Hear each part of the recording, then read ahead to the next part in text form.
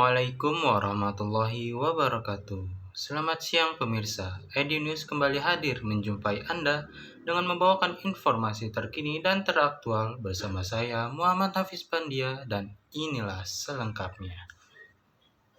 Pemirsa, pada pagi hari tadi 29 September pada pukul 8 pagi telah dilaksanakannya pada perkuliahan pertemuan kelima pada mata kuliah Teknik Reportase dan Investigasi Berita di kelas KPI 5A yang diampuh oleh Bapak dosen Dr. Adi Kusuma. Seperti biasa, pertama-tama Bapak dosen Adi memulai perkuliahan ini dengan absensi mahasiswa sebelum memasuki materi. Pada pagi hari tadi, mahasiswa KPI 5A memulai praktik reportase pada kelompok 3, yaitu membawakan tema meliput berita tentang penjarahan rumah anggota DPR Ahmad Saroni. Pada kelompok ini, terdapat ada seorang wartawan dan narasumber, dan juga selaku warga yang menjarah rumah tersebut. Kelompok 3 sangat antusias untuk melakukan praktik pada hari ini. Nah, pemirsa, pada pagi tadi, mahasiswa KPI 5 seperti biasa, setelah melaksanakan praktik langsung dilanjutkan sesi presentasi, yang dimana pada pagi tadi giliran kelompok 2 untuk mempresentasikan hasil diskusi kelompok mereka untuk dipresentasikan kepada teman-teman kelas. Kelompok 2 membawakan judul makalahnya yaitu tentang membangun jurnalisme profesional, analisis keterkaitan sejarah, undang-undang pers, dan kode etik jurnalistik. Nah pemirsa, pembahasan yang pertama itu ada sejarah pers di Indonesia maupun di dunia dari masa ke masa. Yang pertama kita terlebih dahulu membahas tentang sejarah perkembangan jurnalistik di dunia. Awal mulanya muncul jurnalistik dapat diketahui dari berbagai literatur tentang sejarah jurnalistik senantiasa merujuk pada Akta Diurna pada zaman Romawi kuno.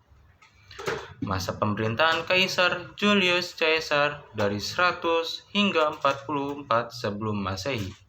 Akta Diurna yakni papan pengumuman atau sejenis majalah di dinding atau papan informasi sekarang. Diyakini sebagai produk jurnalistik pertama, pers, media massa, atau surat kabar harian pertama di dunia. Pembahasan yang kedua ada sejarah jurnalistik di Indonesia. Seperti halnya di negara-negara lain di dunia, jurnalistik di Indonesia dipengaruhi oleh sistem pemerintahan yang berganti-ganti. Di Indonesia, pers mulai dikenal pada abad ke-18, tepatnya pada tahun 1744, ketika surat kabar bernama Batavia's Novels diterbitkan dengan pengusaha orang-orang Belanda. Pada tahun 1776, terbit di Jakarta juga Vendu News yang mengutamakan diri pada berita pelelangan. Ketika menginjak abad 19 terbit berbagai surat kabar lainnya yang kesemuanya diusahakan oleh orang-orang Belanda untuk pembaca orang-orang Belanda atau bangsa pribumi yang mengerti bahasa Belanda, yang pada umumnya merupakan sekelompok kecil saja. Surat kabar yang pertama untuk kaum pribumi dimulai pada tahun 1854 ketika majalah Biang Lala diterbitkan diusul oleh Bromnatani pada tahun 1885. Kedua-duanya di Weltervreden, dan pada tahun 1856 surat kabar bahasa Malayu di Surabaya. Sejak itu bermuncullah berbagai surat kabar dengan pemberitaannya bersifat informatif sesuai dengan situasi dan kondisi pada zaman penjajahan itu. Nah pemirsa, selanjutnya kita memasuki pembahasan tentang peran-peran undang-undang pers di Indonesia dalam dunia jurnalistik. Media memiliki pengaruh yang kuat terhadap pembentukan pola pikir, sikap, dan perilaku khalayak. agar perilaku media selaras dengan kepentingan nasional. Maka dibutuhkan regulasi yang menjamin profesionalisme media. Regulasi adalah peraturan yang harus diikuti oleh media dalam menjalankan peran dan fungsinya di masyarakat.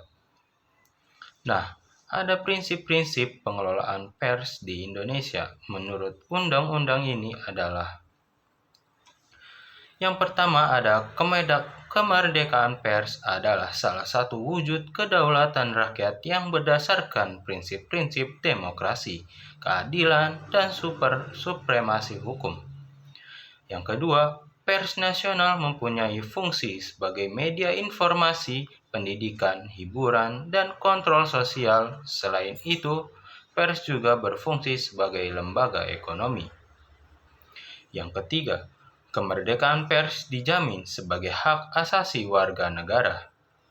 Keempat, terhadap pers nasional tidak dikenakan penyensoran atau pemberedelan atau juga pelarangan penyiaran.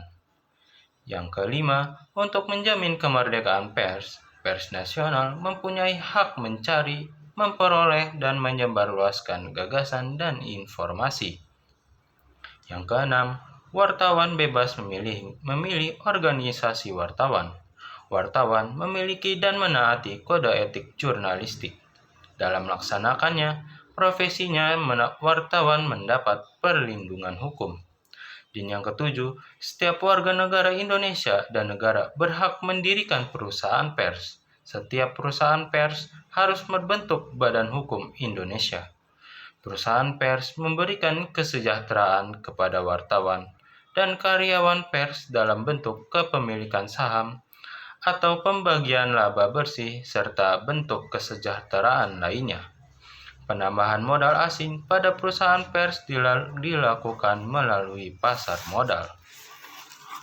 Pemirsa, informasi tadi sekaligus menutup perjumpaan kita pada hari ini.